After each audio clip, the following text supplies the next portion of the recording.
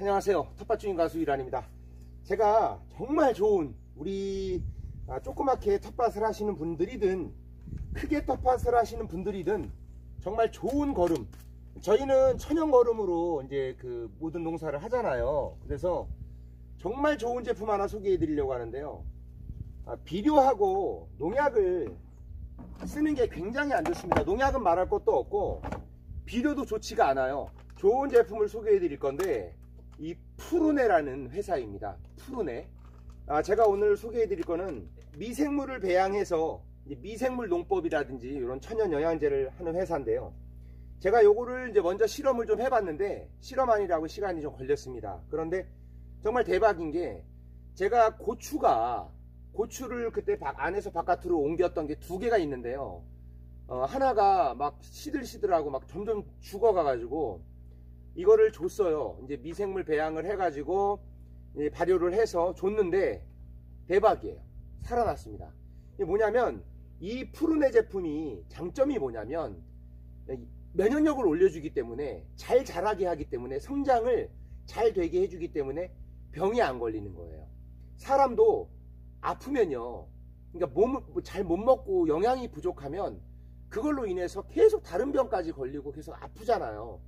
똑같습니다. 동물이든 작물이든 똑같기 때문에 이 제품 같은 경우 이렇게 미생물 배양을 해가지고 거름을 준다든지 하면 면역력이 올라가기 때문에 다른 거에서도 이 성장이나 이 수확량이 다릅니다. 어떻게 쓰시냐면 일단은 이 물통이 필요한데요. 이건 제가 이제 20리터짜리 물통을 2개를 준비했고 이건 배양이 된 거고요. 이제 배양이 이건 안 된 겁니다. 이 20리터짜리 물통에다가 10리터 정도 물을 채웁니다. 그리고 나서 첫 번째로 요 GCM 요 봉지 안에 이렇게 이제 이게 들어오거든요. 이게 같이 와요. 배달을 시키면. 근데 요 GCM 플러스라는 거를 먼저 여기다가 다 넣습니다. 작은 거. 그리고 여기다가 두 번째로 여기 안에 이것도 들어 있거든요. GC 플러스 M이라는 게 있어요. 요것도 같이 뜯어 갖고 다 넣습니다. 이거를 이렇게 포장을 까면요, 여기에서 그 개껍질 같은 그런 냄새가 납니다. 이거 굉장히 좋은 균들이 많이 있기 때문에 그런 냄새가 나는 건데 유익균이에요. 100% 천연입니다. 이거를 다 넣습니다. 이렇게 다 넣고 그 다음에 이제 GC 플러스 M을 요건 액비로 되어 있거든요. 요걸 다 넣습니다. 그리고 나서 제가 지금 이거를 배양할 때는 보일러실에서 배양을 해갖고 지금 나온 건데 제가 오늘 마늘밭하고 양파밭에도 줄 거예요. 그리고 이거를 마늘밭 양파밭만이 아니라 모든 우리 안에 있는 화초 있죠. 화초 같은 거에다 키우면요 화초도 잘 자라고 빨리 굵어지고 합니다. 그래서 이제 그 다음에 요 기포기를 하셔야 돼요. 지금 하는 방법을 보여드리고 저는 이제 다시 안으로 갖고 들어갈 거예요. 이 기포기를 넣어야 돼요. 기포기. 어항 파는 데 같은 데 가시면 인터넷이나 이런 데 기포기 이런 가정용 작은 거 요런 거 사시면 돼요. 이렇게 뽀글뽀글 이렇게 산소 기포기 요거를 줄로 해서 이거를 물통에다 넣어 줄 겁니다. 근데 그냥 놔두면 배양이 안 되고요. 24시간 요런 식으로 배양을 해 주셔야 되는데 야외에다 두시면 안 되고 따뜻한 곳 25도에서 30도 정도 되는 따뜻한 보일러실이나 이런 데다 두시면 되는데 냄새도 안 납니다. 그래서 거실 같은 데다 해 두셔도 돼요. 이렇게 3일을 둬야 됩니다. 이렇게 배양이 이 상태로 24시간 틀어놔야 돼요. 그래서 3일 정도를 놔두세요. 3일 정도를 놔두면 배양이 1차 배양이 끝난 거예요. 3일이 딱 지나고 나서 이거 파워키틴 플러스 M이라는 거 이거를 이제 넣어 주셔야 돼요. 3일이 지나고 나면 파워키틴 플러스 M을 여기다가 다 넣어 주십니다.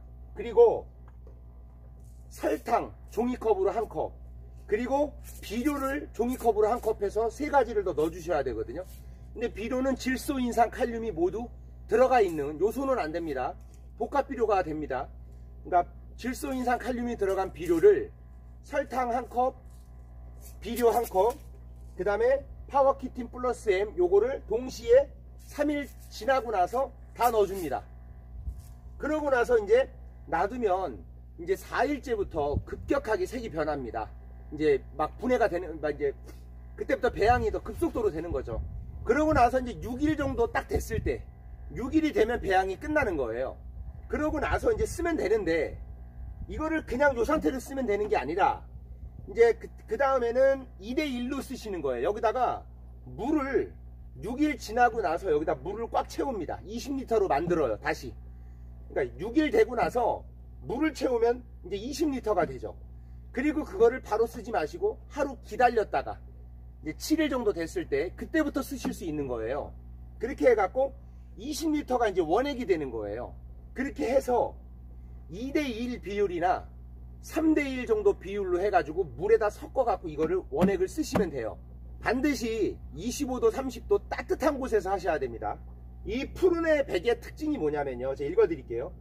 해충에 유충에 함유된 젤라틴과 병원성 곰팡이의 세포벽, 해충의 알에 포함된 키틴을 분해할 수 있는 젤라틴, 키틴, 분해 미생물을 대량으로 배양을 하여 사용하는 제품으로 병해충 예방은 물론 대량 배양 시 분비되는 고급 대사물질이 작물의 생육 및 활성을 촉진시킨다. 그리고 이제 배양을 하시고 나서, 배양하고 나서 15일을 넘기지 말라는 거예요. 그래서 이게 시간이 너무 지나고 나서 쓰게 되면은 이게 이제 미생물 농법이 되는 게 아니라 그때는 이게 액비화가 되는 거예요. 그래서 이제 빨리 사용하지 못하신 분들 같은 경우는 밭에 그냥 거름으로 그냥 쓰셔야 되고요.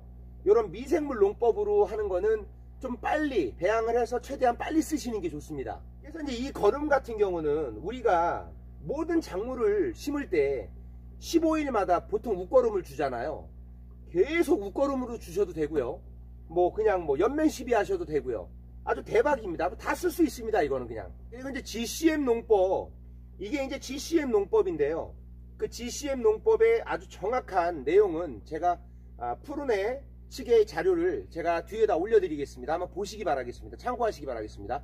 그래서 이제 이거를 제가 지금 마늘밭하고 양파밭에 줄 건데요. 주게 되면 이제 어떤 부분이 좋냐면, 제가 실내에 있는 화분이나 화초에도 좋고 지금 다 주고 있는데, 이거는 모든 곳에 다 줄 수 있습니다. 나무도 되고 다 됩니다. 이제 이걸 주게 되면 겨울에 추울 때 얘네들이, 그 작물들이 그 추위에 견딜 수 있고요. 면역력도 올라가고 생산성이 증대되고 수확량도 늘어납니다. 여기 외부에 두시면 안 되고 보일러실 같은 데나 거실에 따뜻하게 두셔서 하셔야 됩니다. 물에다가 희석해서 땅이 얼었을 때 줘도 상관이 없어요. 이 작물들 같은 경우는 겨울에 비도 내리고 그러잖아요. 눈도 내리고 그래서 물 얼잖아요. 얼어도 죽지 않습니다. 그래서 지금 마늘밭하고 양파밭에 주셔도 되고, 전 시금치하고 이렇게 있는데 마늘밭하고 양파밭에 오늘 좀 줄 건데요. 이렇게 주시면 됩니다. 그냥 모든 농작물이 비료를 주게 되면요, 화학 비료를 주게 되면은 산성화가 돼요. 땅이 비료가 안 좋은 거예요. 비료 진짜 쓰지 마세요. 좋지 않습니다. 푸르네입니다. 푸르네. 아주 이런 훌륭한 이런 기업들이 잘 돼야 됩니다. 네, 푸르네 주소이고요. 판매처 링크라든지 전화번호 제가 댓글 공지에 올려드릴 거고요. 유기농으로 꼭 작물 농사에서 드시기 바라겠습니다. 네, 도움이 되셨다면 구독과 좋아요 부탁드리겠습니다. 감사합니다.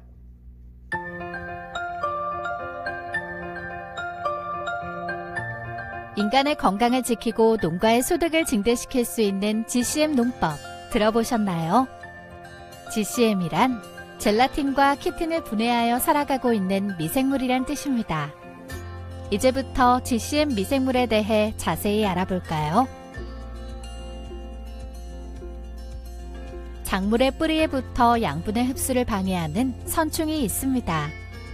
일반적으로 농약을 사용하여 선충을 방제하지만 농약은 땅속에 깊이 잔류하여 인간의 건강을 위협하죠. 그렇다면 키틴은 어떨까요? 키틴은 개 껍질의 성분입니다. 선충 알껍질, 곰팡이의 세포벽도 키틴으로 구성되어 있죠. 즉, 키틴을 주 먹이로 삼고 있는 미생물이 곰팡이의 세포벽과 알의 껍질을 분해할 수 있다는 뜻입니다. 또한 알에서 부화한 유충의 표피는 젤라틴으로 구성되어 있어요. 이 역시 젤라틴을 주 먹이로 삼고 있는 미생물이 유충의 표피를 분해할 수 있다는 뜻입니다. 다시 말해 인간에게 전혀 해를 끼치지 않는 친환경적인 농법이 가능해지죠.